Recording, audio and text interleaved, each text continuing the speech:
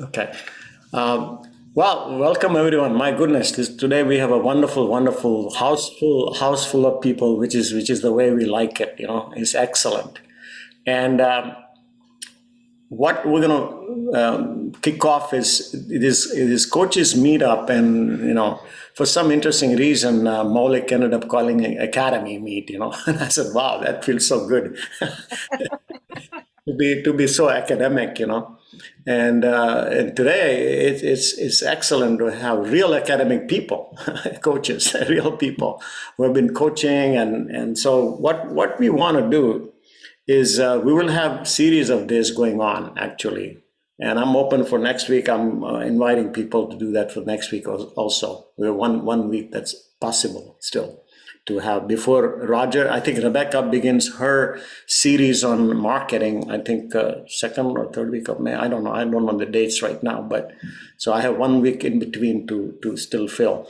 But in any event, what we decided we would do is we would have invite some of our coaches who have been practicing and have been expert in different areas after becoming the COL coaches to share with us the story or their experience in coaching, and in addition, to give a nugget about what area of coaching skill or tool that was most useful to them.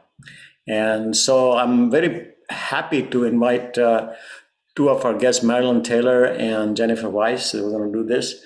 So what I'm going to do is I'm going to just stay quiet, and I will have Marilyn go first. And so take it over, take it away. Wow.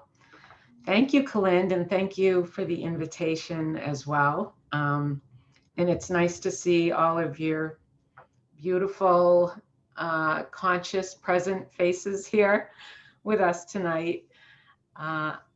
When Kalind asked me, to share an experience or something I want to talk about, I've been doing a lot of my own work on being present with my clients. And because I feel that that's one of the ICF core competency skills is being present. And when I really dive into that, I realize that is that's the core competency. I have trouble saying those two words together, by the way. um, that's the one that I feel like when I can bring that to the table of my coaching, a lot of the other skills drop into place more easily, more naturally. So I'd like to just read to you how the ICF at least defines maintaining presence.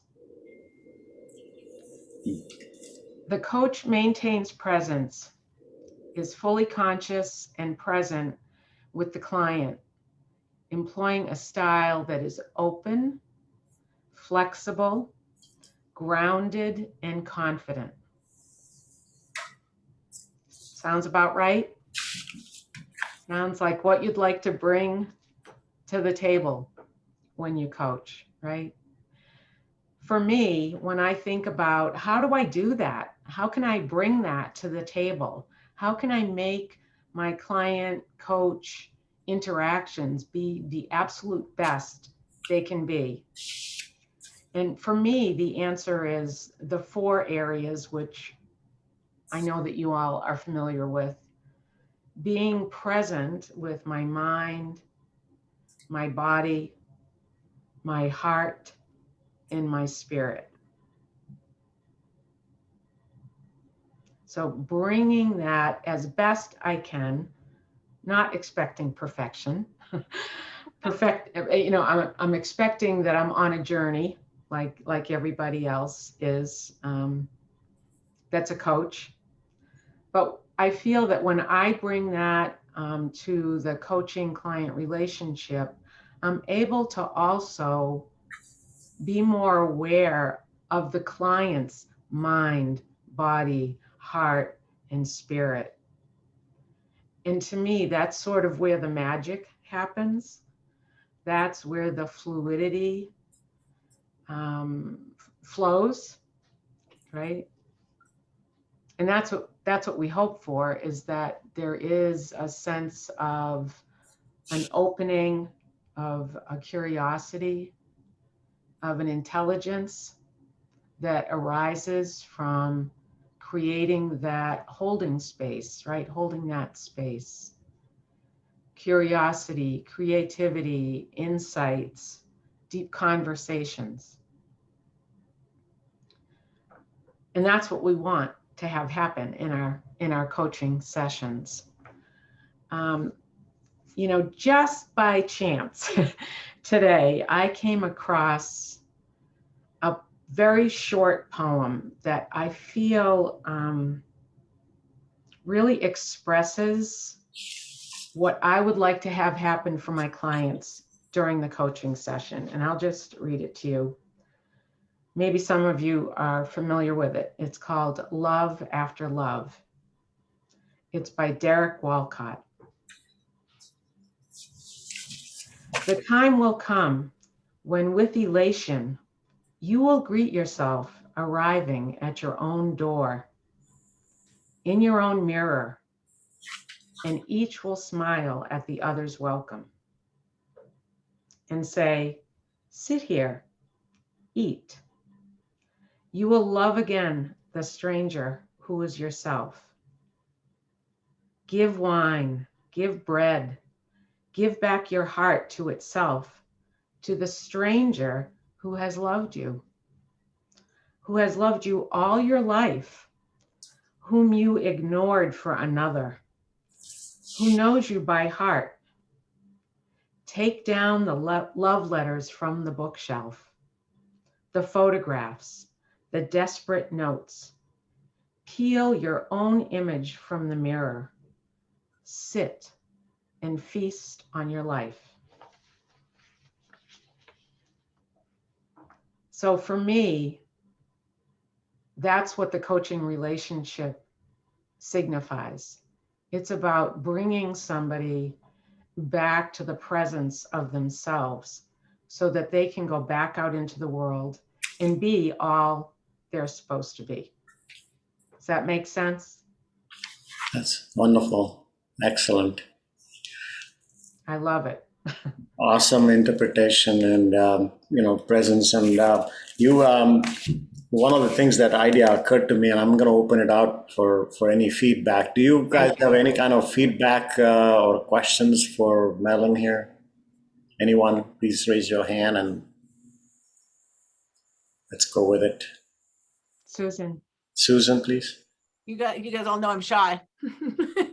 Not. Yeah, I loved everything that you said. And the first thing that comes to mind simply is that's the hero's journey, or the shero's journey, or the journey, or coming back home. I love that metaphor, and I talk about that all the time. I even wrote it and posted about it today. So it's beautiful. And I had not heard it that way, with peel off the mirror and the variety of ways that you said it. So it's gorgeous to be able to see new reflections of oneself in someone else. Yeah. Well, and allow you to see yourself. That's the whole idea of it. A new reflection of myself in you. Yeah. Well, I'd love to see what you posted, Susan, if you care to share it later. Sure. It's a little bit on the longer side. The story of my life. Abraham Lincoln said, I apologize, this letter would be much shorter if I had more time. That's the theme of me and my writing. So everything takes me a while because I'm learning how to say a lot more and a lot less. And the metaphors are a gift from God. So, and I love what Colin started with. Anything that's short, anyways, you get the point. So, but feel free on the Facebook, I posted it today. I would love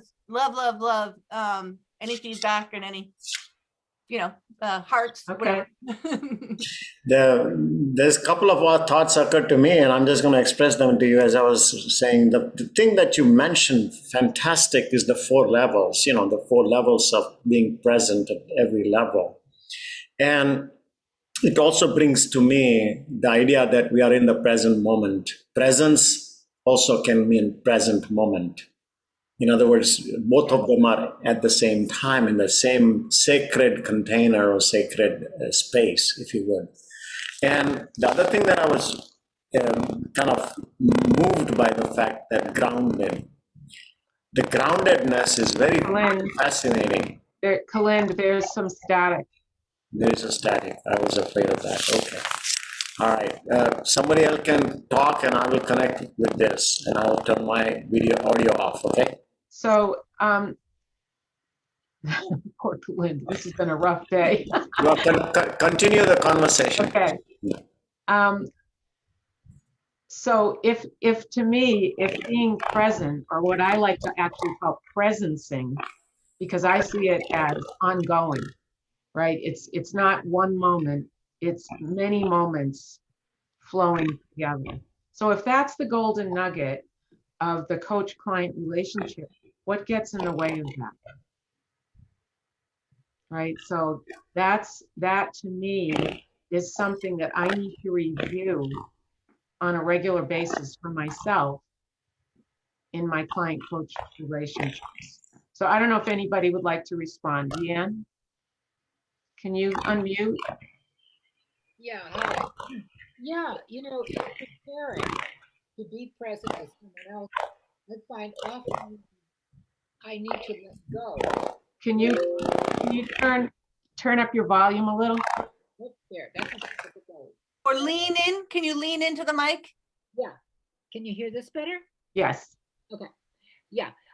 Being present with another person often requires me to let go of whatever agenda I might have for them and my own agenda in life. Where am I? So that it's like I often use Qigong moves myself just to clear the space, the electromagnetic energy around me.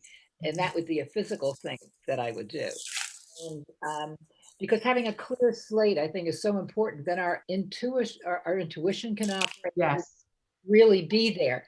I was Yes. wondering, are there any other techniques you might use to do that? Well, I'd like to, I think we all have our own practices that we can bring into our day and before meetings.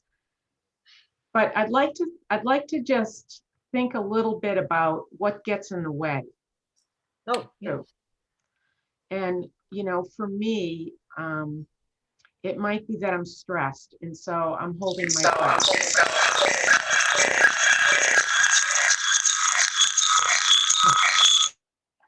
Okay, it might be that I'm stressed, so I'm holding my breath because something's on my mind. I'm distracted by chatter. I may be frustrated with the progress of the client. I may be bored by this client. I'm being honest, right? You know, I may feel like they're not really in the coaching process, that they're distracted, and that distracts me.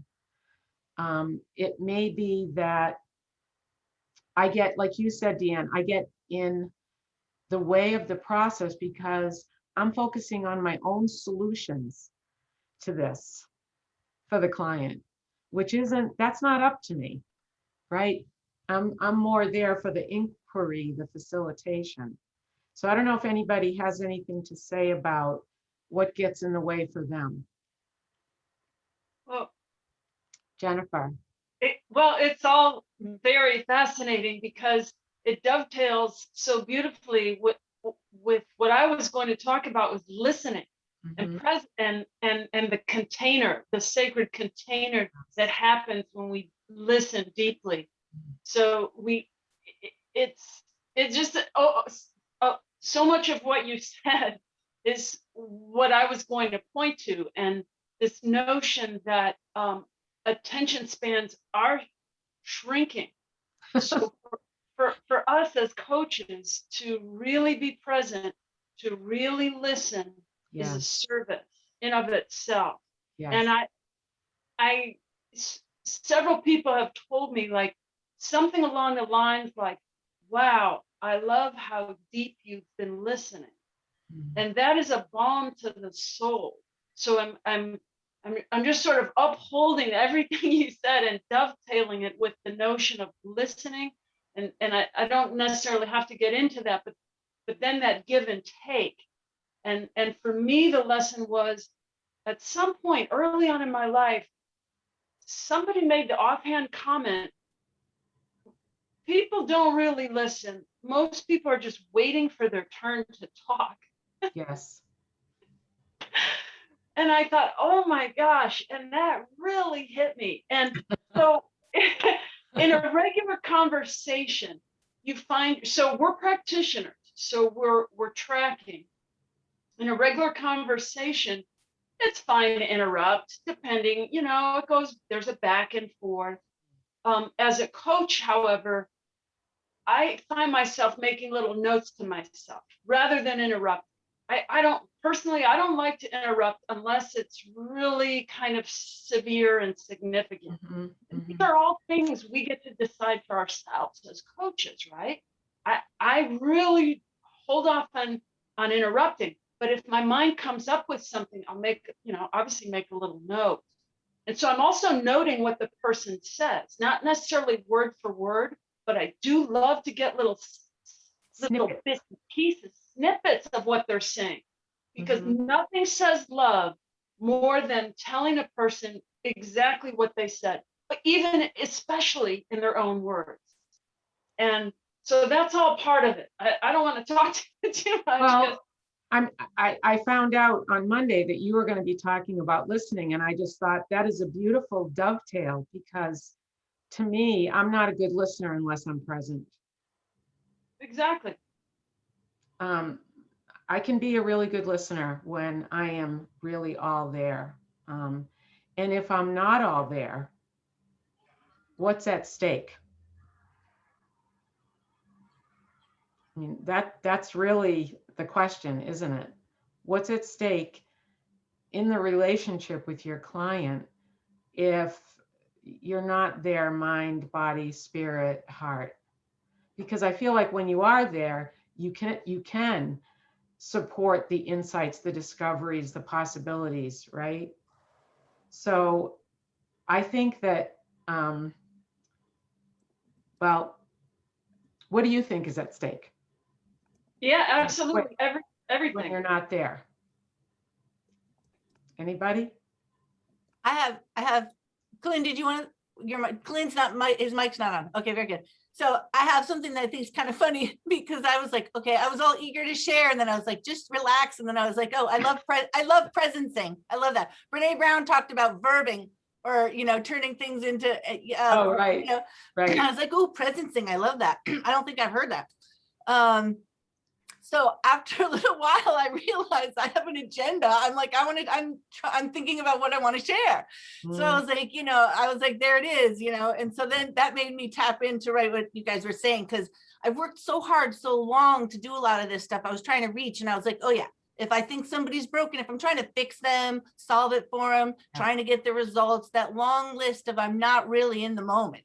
I love what people are saying. I get prepared ahead of time, make sure that I'm in the moment, do some Qigong almost every time I try and do some Qigong, because that really centers me down and I'm ready to go. And I do Qigong. I try and do anytime I talk.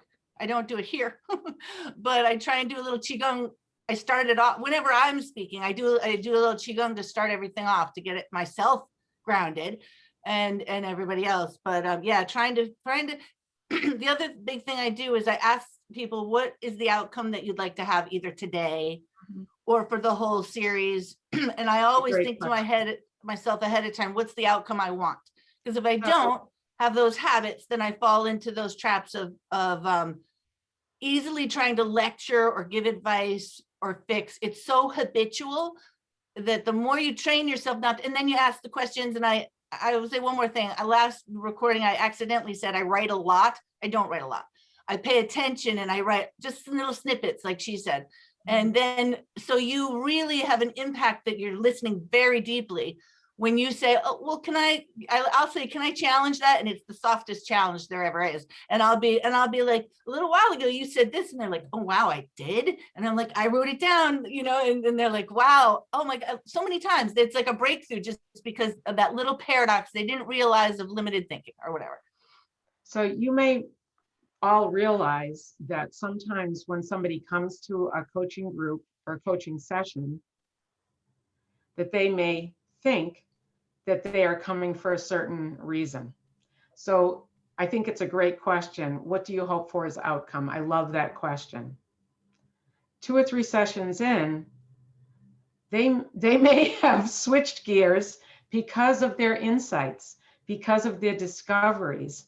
And I think, being able to, again, like I said, the fluidity to go with the flow, and now where is it that they want to move to? Because they've realized that really that is a more primary mover in their experience, right? Absolutely. Yeah. So that's the part that I think, you sort of want to hold some accountability as well as being able to flow with what their experience is. Yeah. The name of my brand is Joy of Flow. Yay. Joy of Flow. So And I'd like to get back to what Deanne asked. If you want to mic up again, Deanne. There we go. So you asked, what can you do, right? What can you do to sustain presence? To get into it and sustain it both. And so one of your answers was Practicing qigong, tai chi, breath work is another way of doing it. Emptying, just emptying, however one does that. And then anybody something else. When I'm coaching, I can take notes, right, verbatim. And like I'm going to be seeing somebody at 5 o'clock here. I reviewed my notes from our last session. Yeah, nice. Looked out and just put it on a piece of, not a paper, but on the computer, so that I can see it. So that, and this is coming very handy sometimes, because I say, let me quote you from the last session, and they're like, no kidding, and yeah, you got it. And that's very helpful to have that continuity, and then they can grow from that thought. So does anybody else have any other ideas about what you can do yourself to maintain presence? Kalind, can't hear you.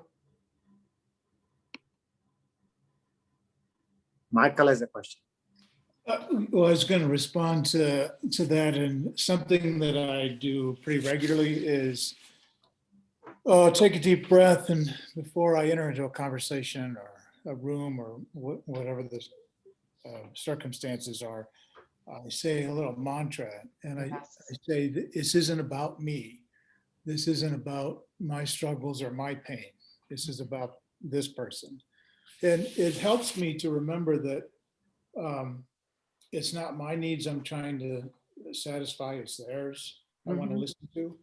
And it also helps me to grapple with the idea that I have a tendency, and I can get hooked into problem solving. And one of the things that I learned a long time ago from a mentor was that not only do I not have the right to solve other people's problems, but I don't have the right to take away their pain. I thought, wow, that's really interesting.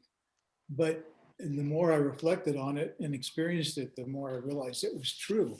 They're going to grow through their pain the way I've grown through mine. And I don't have the right to even take that away. What I need to do is just be that listening presence and respond to their needs. And every once in a while, you help them to figure out a solution to a problem. And I think the more you, so to speak, put that back in their lap, because I think that's helpful to kind of set that up at the beginning, right? I'm not here to, give you the solutions. I'm here to help you discover the solutions, support you in them. And I think that was beautifully said, Michael. Deanne? Got another thought, because I'm going to apply it, I think, in a while. And that is that sometimes there's a sharing and it becomes an us. And when you're an us, that's very different than, the separateness. And I'm just feeling so tired right now. I wish I could take a nap, but I'm going to be coaching. So when this is the 30th session with this one gal, so I'm going to tell her that, okay, what self-care things have you been doing? What do you have, what gives you energy? Because I need some now. I want to be with you. So being honest is very Yes, important. yes, It that also authenticity. vulnerable in a way Mm. too, rather than them seeing us as the person who's Yeah, in charge. I agree 100%. A good example is even if I've had sessions back to back and I haven't had time for a bathroom break, and all of a sudden I really do need a bathroom break and I'm in the middle of a session, I want to be honest with somebody, because guess what? That's distracting me, right? That's distracting. So It I'll also- just say, I'm sorry, I didn't get a chance to use the restroom. I'll be right back. Yeah, it gives Oh. them the freedom to do that also. Right. So I want to make sure that there's time for Jennifer to speak, because this is a very rich discussion and I love it.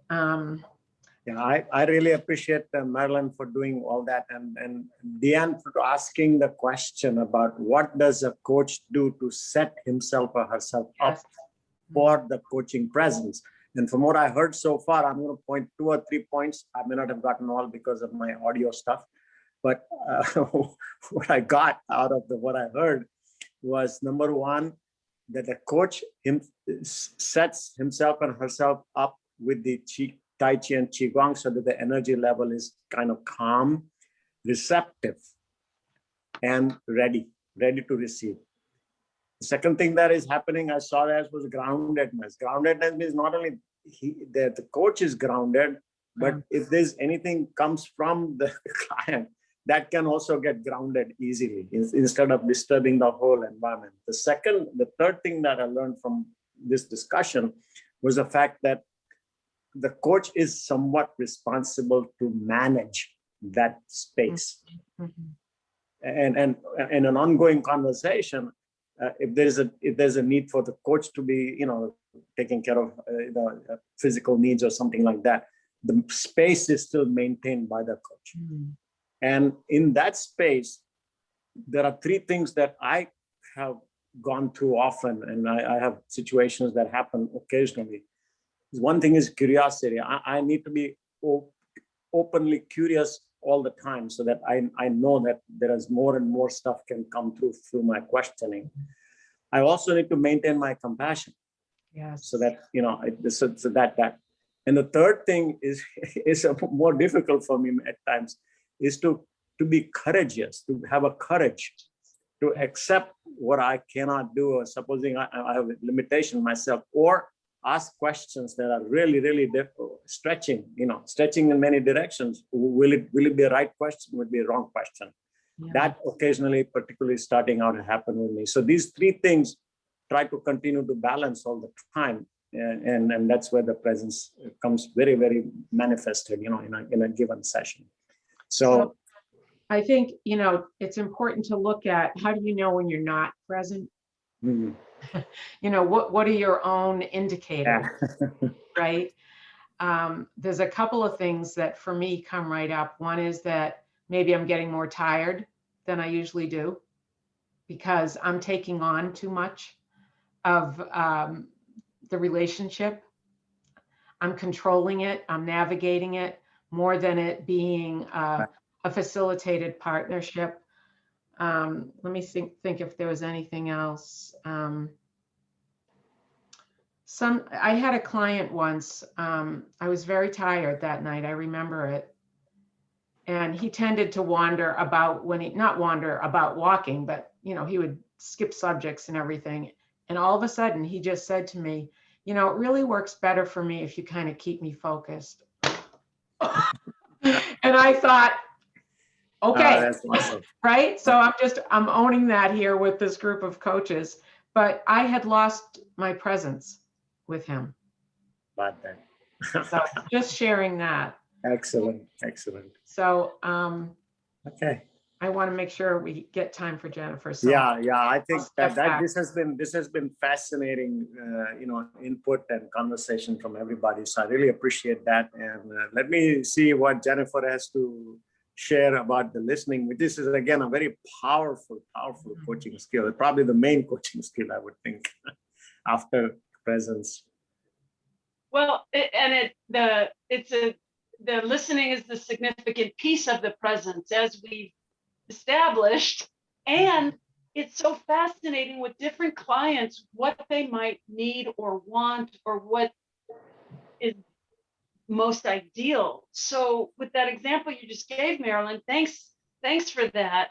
It's like another person may have been enjoying their wandering and, like was appreciating being heard. Mhm. So as we get to know our clients, we get to know different ways of relating, what works best for each person. And so we, as conscious individuals, the better our listening skills, the better we're able to navigate that sacred space of the coaching conversation. And different people need and want different things. So one of my defaults is right from the training, which is wait. Why am I talking? Right? It's like a favorite of mine because in my experience, most people enjoy sharing about themselves. So my experience is that a lot of people have a lot to say. So here we are, and we can listen and we can ask questions. And that's essentially what we're doing. And so we're navigating this back and forth. And we've already touched on this a little bit, but this notion of directing and having a plan, but then not being too attached to it. Right. It's a Tai Chi, right? So of course you want to have, what your plan for the call is. And yet, if you really listen and if you give people the space they sometimes need, they will go off. They will go all over the place. And then you can get meta, right? It's like you can say, hey, you just said this and this and this, and we have about 10 minutes or 15 minutes left. And I had planned that we were going to do this, but I'm sensing that this might be more, it's like this ability. So when you're listening and when you're really there for the person, and then you're also there for yourself because you're like, so then you can take a time out and touch base and say, hey, what do you think? What feels best for you? And so I found that, like, I call it going meta, because you're talking about having the conversation, you're talking about the plan for the conversation. So it has helped me several times, or dozens of times actually, like just to go meta for a second. And it's because of the container, because you hold a big container for them to speak. And you're another piece of it is the witnessing. So you're the archetype of the witness is what we embody when we hold this space. And if you're truly in that witness presencing, like we said, it can go a lot of different places. Anyone have anything on that they'd like to ask or contribute on those points I just made? Well, Jennifer, one of the things that I think is important about what you just said about just going quiet, I think it's also a good idea to prepare your client that that's one of your go-tos, that it doesn't have to be chatty all the time, that sometimes we just need to be quiet together. I'm giving a pause because I was about to speak. But absolutely. And the notion of different cultures having different comfort levels with quiet. Okay. And in conversation. It's good to see you, Michael Brown. And last I knew, you were on the Navajo reservation, and it's so interesting because that was one of my one of the things that came up as I thought about listening, because I've spent about 6 months on the Navajo reservation doing student teaching way back when, and on the res, they were totally comfortable with silence in conversation. So someone could finish a sentence and nobody else would say anything for, it seemed like hours, right? Several moments at least. Not always, but it was not unusual. So when I came back from living on the res, it was like, I couldn't stand how fast people talked, and it seemed like nobody was listening to each other. And it was a real culture shock in many, many ways. And that was one of the biggest ones, though, was this idea of the comfort level, the relative comfort level people have with silence. Thanks for helping me weave that in, Marilyn.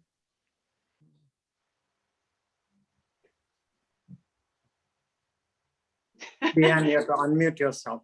I did. Okay. I have a question for both of you, Marilyn and Jennifer. What is the difference when you're working with a group? Being present for a number of people instead of one, listening to a number of people instead of one. How does that differ? And how do you do it differently? Do you want to answer that, Jennifer? Well, it gets very complicated because of the things we've already said about, well, the various levels of need with each individual in the group. Yeah. There's a need to be heard, and there may even be some interruptions going on. So you might have to revisit the group agreements or something like that. But Deanne, ask the question again, or you're asking about the difference specifically with working with the group? Yes. Well, if the group has a conversation about silence and holding space, you may be able to increase the capacity of, or the willingness to slow things down a little bit. However, there are people who are under the assumption that the faster you talk or speak, the better, because you can learn more in a shorter amount of time. And I'm not saying that's not a valid belief. It's just something you have to balance with the orientation of the group. So I suppose I would say getting to know your group and monitoring it as you go along. I don't think there's any easy answers to this question. Yeah. Marilyn, what do you think? Well, I agree with you in regards to setting group agreements, strong group agreements right from the start. I think that's the way to be present also, is that you make sure that you do that with the group so that they really understand the foundation from which you're facilitating the group. I usually say things like, please just use I statements. Please no cross-talking or interrupting when people are sharing. There'll be time for that, to offer your reflections to somebody. And for me, I have been willing to step in and say, can you please just wait until Deanne is finished talking? So that's your role of being present and being a facilitator, is to be clear on how you hold the space for the group so that everybody feels safe in it. Thank So, you. I'm going to add a little bit something to that, and that is whenever we form a group, one of the interesting aspect comes in as to why the group is there. What's the composition of the group? What's the intent of the group? And that intent gives the direction in which we're moving. Now, this direction can change because ultimately, you can have few people having few issues, but at any given point, there is a little navigation towards the direction and the purpose why this particular conversation is going on. So that's one responsibility that the group, the coach would have to say, navigate it so that there is, there's no interaction which is not consistent with where we are moving forward to. The next thing I'm going to do is that, besides laying down the rules and everything that is going to say that, that's really wonderful. And also, supposing we are going around the group, this group example, okay? I would say that everybody needs a chance once before they speak second time. Something like that. That's just one example of how we can help, because then otherwise somebody can hijack the whole conversation in the groups. There are a few little tips that we can use in order to make sure that the conversation continues to move in a direction that the group can move, and what's the intention for moving the group. So I think the other thing, Deanne, is in between each person speaking, to have everybody take a couple of deep breaths. Yeah. And you know, there's been talk about Native American traditions. I did a sacred circle for men and women for a couple of years, and we used the idea of a talking bowl. And you only could talk if you were holding the bowl. Yeah. And that's helpful. So Michael, I think, wanted to say something. No, I don't think I did. I Oh. already had my hand up before. I've been reflecting on sort of the complexity of all this and how important it is to manage a session or a group, as well as monitor kind of what's going on and how people seem to be feeling and monitoring and managing yourself and your own feelings. And it can get enormously complicated. So I was just thinking about that and thinking about, techniques I've used in the past to try to help me with that process. And I think the biggest technique, or the most important one for me in all of this, is to really be really, really clear about what it is that I'm there to do and keep people kind of on task in a sense of not letting it stray too far away from the stated purpose of the group, which is a coaching, like coaching. And I just have to think that in my experience in groups before, people can bring into the group all kinds of things that are very important to them and they want to talk about, but it may not be the appropriate place to do it. And so how do you manage that and get them the help they need, or help them feel that they're welcome in the group, but there are certain things that maybe we need to help them find other ways to deal with. And I don't want to rant along too much about that, but it does become I think Jennifer used the term meta, sort of this idea of a meta thing going on over and above whatever is actually going on, and just how complicated that could be, and how important it is for me to trust my gut and my feelings as I try to manage all that. While you were talking, I knew something came into my mind. I had designed something called Guidelines for Group Sharing, and there are 10 different points. And what I did with the group when we were in real life was everybody had a copy of this. So at any time I could say, hey, let's take a look at that. There's one of them is pause. Allow a pause between conversations. In other words, you're kind of almost training them to act like a coach themselves with each other.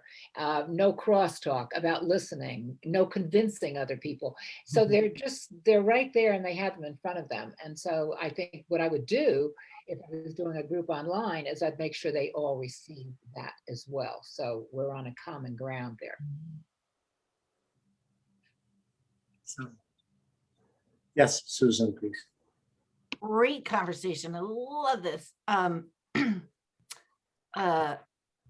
Couple of things I was thinking. One is that being able to be in a place where I work on building a muscle with this, which perfect timing after what he just shared, with this skill for myself. When I'm not running a group and I'm participating in a group and I want to participate, I'm someone who loves to fill in the gaps when it's needed. But I don't want to step on the, on the toes of anybody. And I've been championed many a time afterwards. People have said, thank you so much for chiming in, because the group, wasn't saying anything. So I'm actually coming around the other way. So one of the tools is when I'm coaching someone one-on-one, I will say, if someone gets choked up, they get upset or whatever. And I'll say, can we hold space here for a minute? Can we just be quiet? And it depends on the person on how I say it, because everybody's different with that. So, but it's really nice because people often express a feeling on the charts and then they apologize for it.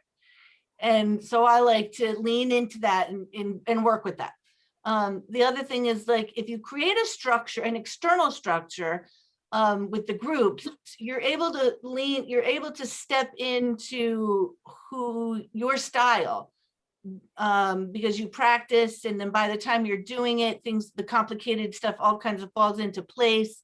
You got a structure going. You can do, I forget exactly what you said earlier, Clint, but you can do what you said. When something gets a little fuzzy, you just smile and breathe, like you guys were saying, you know, and you move through it because you have a structure already set up. I use actually for now, and I could amend it, but I use the agreements, the COL agreement, and I review it with the group because it just has these wonderful points, you know, and so when you do stuff like that, you carry a certain talking sticks are popular, you know, that you carry a certain structure. You say, you know, let's see about, I don't even say that one person, I don't bring up one person. What I'll say to people is, let's see if we can get everybody to share, something like that. And your energy will trigger people to share because some groups are very quiet. And then because if you carry it a certain way, people, I have found that the better, I guess, the more practice you get at it, the better it is where you create an environment where people get a rhythm back and forth, a dance where they don't interrupt and they don't step on each other's toes and they wait for the other person. They kind of look to you to see who you're going to pick, you know, with practice. You set yourself and setting yourself up for success with groups. So you do your homework, you get ready and all of that. And I guess the biggest thing that I was going to start with, but I'll end with, is I've really learned to tap into my own inner wisdom, to listen to myself, pay attention to my tone of voice. How am I speaking? Am I going slow enough? Am I breaking up? Am I not talking too much? You know, I don't want to talk too much. I want to use the dynamics of the rhythm of the material that I set up for success. But I also want to be loose enough so that when something happens, we can just allow that energy to teachable moment to unfold, you know, so being able to hold space for that at the same time. So listening to myself, I think Michael was talking about that the inner voice that you learn to pay attention to. So I practice building that muscle when I'm not, when I'm participating in a group where I'm just listening. Sorry about that, my phone. When it comes time to, oh boy, is that a message from the universe? What I try to do is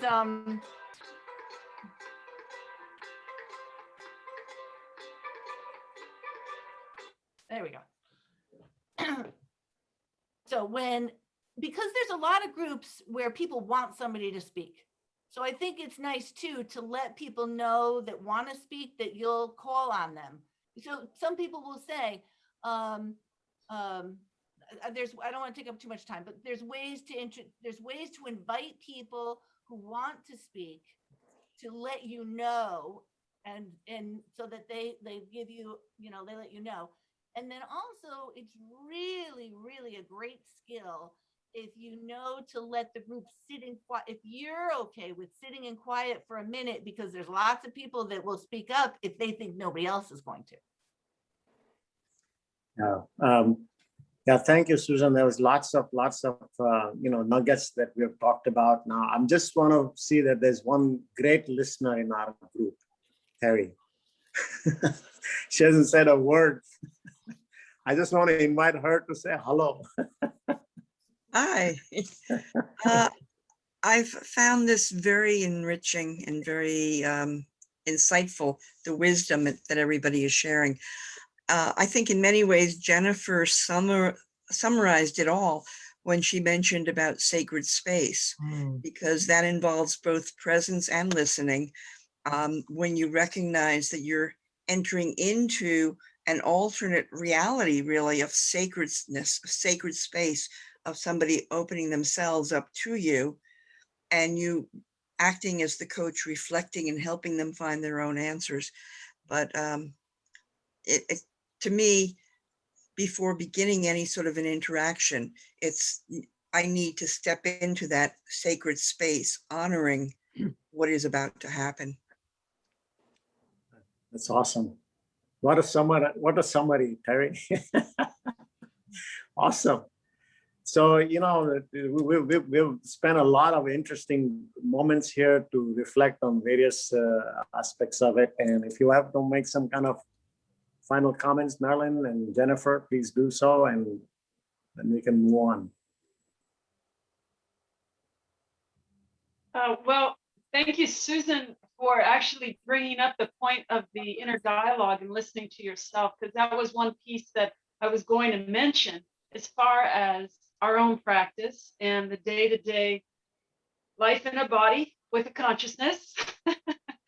So yeah, we pay attention to the tape inside our head, and the more we pay attention, the more we are able to turn it off, or at least quiet it down a bit to be present. So thanks. Yeah, that tape inside your head is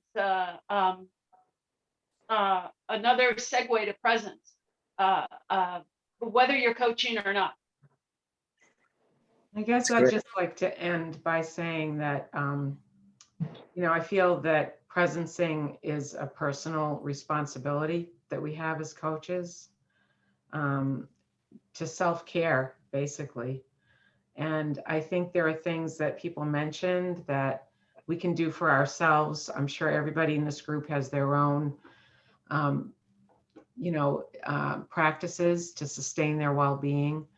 So I think those are good overall. And then I think, like Michael said, it's good to enter each session with a little bit of practice that reminds us to be centered and grounded. And I don't think it has to take a long time. It can be, 3 deep breaths. It can be rubbing our feet on the ground to help us be grounded. It can be the heaven and earth, Tai Chi movement. It can just be a few things, but I think, like so many other things, our routines can really support us. And I would just suggest building in those routines of self-care overall, and, some sort of presencing before you enter a group or a one-on-one session. And thank you for all your contributions. It's wonderful. Thank you, everyone. I think Mel and Jennifer, special thanks to you. You just came up and shared, and everybody for contributing, asking questions, and it's been a very rich conversation. I'm gonna my recording will be done, and I'm gonna put it on their Facebook once it comes up. Okay. And so this is going on, and next week, please volunteer if Susan wants to do, or Terry wants to do, or Mike, somebody. We can have a discussion off the cuff. We don't have to be very, we don't have to be expert even in coaching. Coaches also don't have to be expert. That's in right. Coaching. Expertless system, right? Expertless system. So we just chat, chat from the heart. Thank you very much. Have a wonderful evening, everyone. Okay. Thank you. Appreciate it. Thank you. Bye. Thanks, everyone. Bye-bye. Thank you so much, everyone. It's really nice to get to hear and know you better. Hey. You as well. Good to Take see care. everybody. Bye-bye. Bye.